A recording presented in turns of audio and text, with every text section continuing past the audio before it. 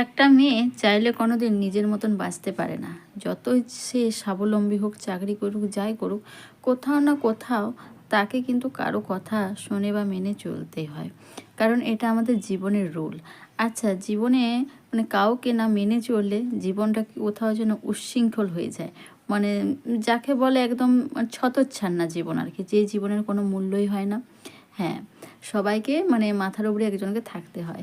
মানে যাকে বলে আর কি গুরু, গুরু না থাকলে কোন দিক কী করলে কোনটা হবে ঠিক করা খুব মুশকিল হয়ে পড়ে, চাই না? তাই আমাদের সবাইকে জীবনে গুরু থাকে, বাবা মা থাকে।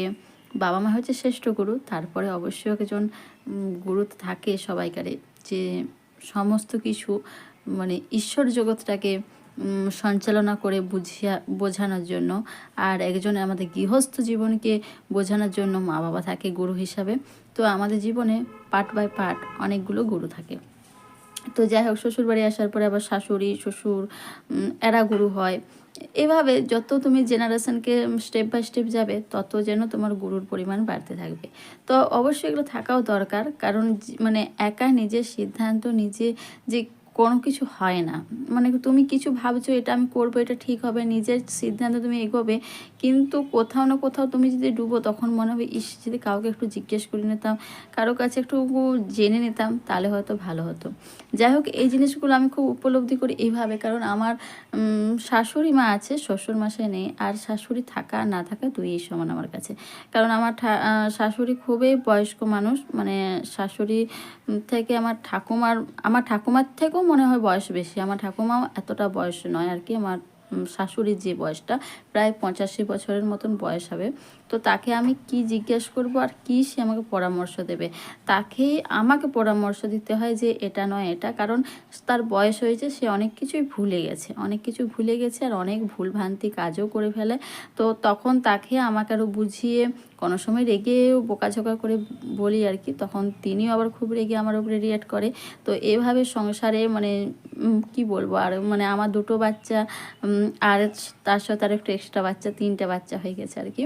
তো খুব মাঝে মাঝে রাগ হয়, খুব বিরক্ত হয়, খুব খারাপও লাগে যে কেন আমাকেই কেন এরকম হলো। সবাইকে আশেপাশে সবাইকে দেখি, যা জাউলিদের, যে তাদের শ্বশুর শাশুড়ি মা আছে, শাশুড়ি আছে, তার শাশুড়ি হয়তো রান্নাতে তাকে বইয়ের সাথে কত হেল্প করে দিচ্ছে, কাটা বানা জোগাড় জাটি করে দিচ্ছে। শ্বশুর মশাই স্কুলকে বাচ্চাকে স্কুল নিয়ে যাচ্ছে, নিয়ে আসছে। কোথাও মন্দিরে পূজা দিতে যেতে হবে, শাশুড়ি মার সাথে বৌমা দুজনে যাচ্ছে, বা ঘরে পুজোটা শাশুড়ি মা টপ করে নিল, বৌমা রান্নাটা সামালে নিল।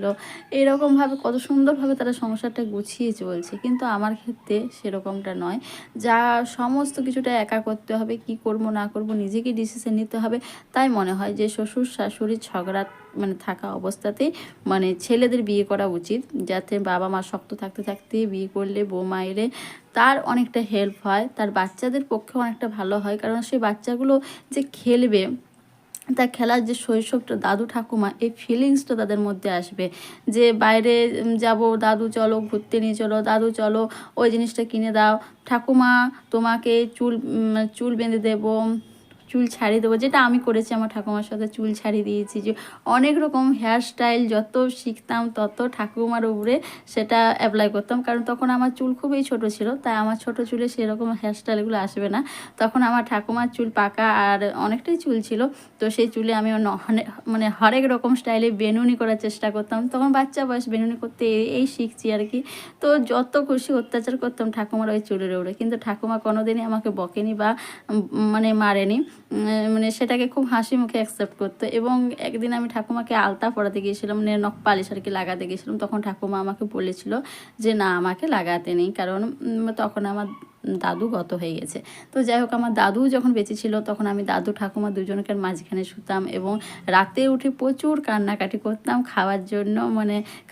রাত্রে সন্ধ্যার দিকে খেতাম না, ঘুমিয়ে যেতাম, না খেয়ে ঘুমিয়ে যেতাম। রাত 12টা 1টার সময় উঠে দাদু ঠাকুমাকে তুলতাম, কাঁদতাম প্রচুর। এবং তখন মিষ্টি দোকান খুলি আমি অবাক আনা করে খেতাম। তোমরা যাকে হয়তো প্যাড়া বা দরবেশ বলো, আমাদের ওখানে সেটাকে অবাক বলে আর কি, এ ধরনের মিষ্টি। তো রাত্রিবেলাতে তখন বলতাম না, আমাকে টাটকা অবাক এনে দিতে হবে। তো তখন দাদু আমার কান্না শুনে, আমার কথা মেনে, তখন রাত্রিবেলাতে বাইরে গিয়ে দোকান খুলে আমার জন্য কিন্তু অবাক নিয়ে আসতো। পেঁয়াজি আনতো ওই রাত 12টা 1টার সময়। আমাদের সামনেই অবশ্য মিষ্টি দোকান ছিল। তো সে দোকানদাররা রাতে দোকানে ঘুমাতো, তাদেরকে তুলতো যে তারা সম্পর্কে আমার দাদা হয় আর কি। তাহলে আমার দাদুদের মানে ওই মানে ভাইপো টাইপো কিছু একটা বটে আর কি।